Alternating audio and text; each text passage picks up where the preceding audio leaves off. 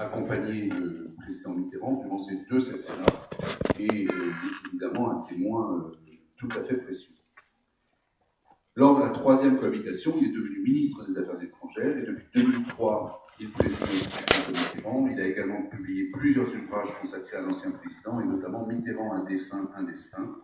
Sa proximité avec François Mitterrand, sa connaissance intime des circuits de décision présidentielle. Le deuxième témoin sera Paul Pilès. Paul Pilès durant la période d'accès au pouvoir du Parti socialiste ou des socialistes, il participe au débat du parti et cet excellent connaisseur de la personne et de la politique de François Mitterrand devient un excellent connaisseur de la personne et de la politique de François Mitterrand. Il est son directeur de campagne en 81 et devient son ministre de la Défense en 1985. Témoin privilégié de ces 2 septennats, il présidera plus tard la commission de la Défense de l'Assemblée nationale, avant de porter avec 2 anciens premiers ministres, Alain Juppé et on vient de le voir Michel Rocard, et 2 autres anciens ministres de la Défense, Alain Richard et Hervé Morin, un regard extrêmement critique sur l'arme nucléaire. 3e témoin, Jean Ranoux,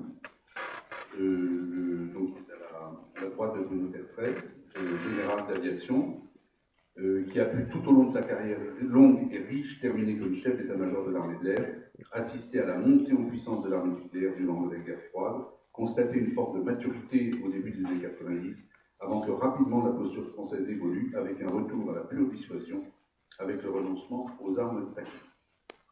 Enfin, 3 experts viendront ensuite, et 3 chercheurs viendront ensuite éclairer les interventions. Il s'agit tout d'abord de Dominique Mongin, docteur en histoire à l'Université de Paris 1 Panthéon-Sorbonne, spécialiste de l'histoire des relations internationales contemporaines, enseignant-chercheur et spécialiste des questions de défense.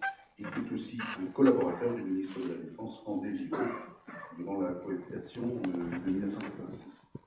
Le 2e expert, Dominique David, est directeur exécutif de l'IFRI, dont il a également été responsable des études de sécurité.